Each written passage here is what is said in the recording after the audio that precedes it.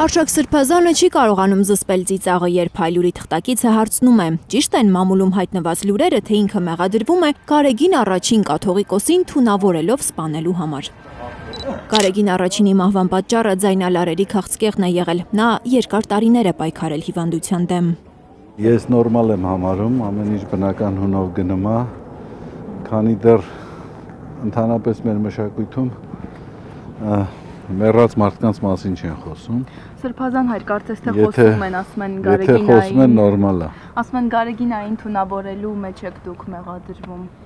Նման ցուցմունք կա ձեր դեմ։ Հերքում եք։ Իսկ դուք ինչ եք կարծում։ Կարծի։ Հիմա դուք որ հարցը տալիս եք, դուք ինքներդ խնդում եք, չէ՞։ Հրապարակն է հղում անելով իր անանուն աղբյուրներին գրել, որ ամռանը Մայրաթորի դիվանապետի նկատմամբ 3-4 քրեական վարույթ է նախաձեռնվել։ Նրան անընդհատ հարցաքննությունների են կանչում, բայց Սրբազանը հրաժարվում է ցուցմունք տալ։ Ըստ լրատվամիջոցի, Արշակ Սրբազանին մեղադրում են ոչ միայն սպանության, այլև ապօրինի զենք պահելու, հանցաշխարհի հետ կապի, փողերի լվացման համար։ Բոլոր մեղադրանքների հիմքը կարգալույծ հոգևորականների հայտնած տեղեկություններն են։ Բազմաթիվ անհեթեթ մեղադրանքներ կարող են հնչել, ցավոք սրտի հնչում են, նույնիսկ ամենապարզ, այս առումով ամենապարզ օրենքը չի պահպանվում, մարդու անմեղության կանխավարկածը։ Տերեսային գիտի, կա որոշակի վարույթ Արշակ Սրբազանի դեմ, բայց մանրամասներին չի տիրապետում։ Ինքներդ դատեք, որ ինչքանով սա պարզ առողջ տրամաբանության մեջ կարող է տեղավորվել, հետևությունները թողնում ենք ձեզ հավատացյալներին, մեր ժողովրդին, որովհետև իրականում այս երևույթը եւ ցավալի է, եւ դատապարտելի է, եւ նաեւ մտահոգում է բոլորիս։ 3 Սրբազանի եւս 1 քահանայի ազատությունից զրկելուց հետո էլ Փաշինյանը կանգ չի առնում, բարկանում են էջմիածինցիները։ Հիմա էլ Արշակ Սրբազանին է ուզում ճաղերի հետևում տեսնել։ Մարդիկ կարծում են վաղարշապատում ՔՊ-ի հաղթանակից հետո Փաշինյանի ձեռքերն ավելի են երկարել, իշխանությունը փորձում է մտնել վեհարան։ Հալափ են անում ասող, էջմիածին ոչ մեկն էլ չի կարա մտնել։ Բա ինքն ասում է, թող որտեղ ուզեն մտնեն, էջմիածին գործ չունեն։ Եթե Հայաստանը վտանգի մեջ լինի, ես Հայաստանի կողքն եմ։ Իսկ եթե եկեղեցին վտանգված լինի, հալալ աղբերս լինի, միջևեր գնացողը հավերազուն կորեկ ալտում։ Դա իրանց մտածածինն է, իրանց ուզածն է, իրանց նպատակն է, իրանց օրվա խոսույթն է,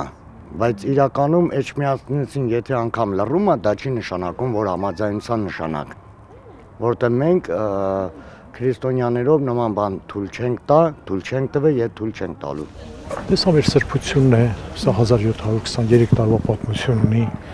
Այնքան արհավիրքներ է տեսել, այնքան դաժան ժամանակահատված է տեսել, միշտ կանգուն է եղել, միշտ հպարտ է եղել, հպարտ է կմնա։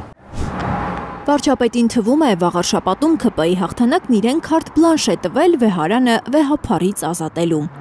Փաշինյանն ինքն էր ընտրությունների արդյունքն իմանալուց հետո Facebook-ում ստատուս գրել, թե վաղարշապատցիներն իրենց ընտրությամբ կարևոր լիցք են տվել Մայրաթորը Կտրիչ Ներսիսյանից ազատելու գործին։ Գուցե պարզաբանեն, թե նոր լիցք ասելով ինչ նկատի ունեն, բայց ես նորից եմ ուզում ընդգծել, որ եկեղեցական կյանքին, եկեղեցու ներքին կյանքին որևէ միջամտություն դա հակասահմանադրական է։ ԿՊԱ-ական Արգիշտի Մեխակյանին ընտրածները հերքում են, թե իրենք այդպիսի լիցքեր են տվել վարչապետին։ Հա, ես ինքս էլ եմ Մեխակյանին ընտրել, բայց տենց արշավներին ոչ մասնակցում եմ, ոչ էլ ինչ-որ համաձայն եմ դες բաներին։ Եկեղեցու դեմ դուրս չեք գա։ Չէ, երբեք դուրս չեմ գա։ Եկեղեցին պաշտում եմ, հարգում եմ, որպես բան, հավատացյալ։ Այս մարդը նույնպես ՔՊ-ի ցուցակը գլխավորած Արգիշտի Մեխակյանին է ընտրել, որովհետև իր բարեկամն է, բայց եթե ստիպված լինի Մեխակյանի ու եկեղեցու միջև ընտրություն անել, երկար չի մտածի։ Եկեղեցու կողքին։ Լիլիթ Գասպարյան, Լանա Համբարձումյան, Միլենա Պողոսյան եւ Գագիկ Տեր-Ղազարյան, Հայլուր։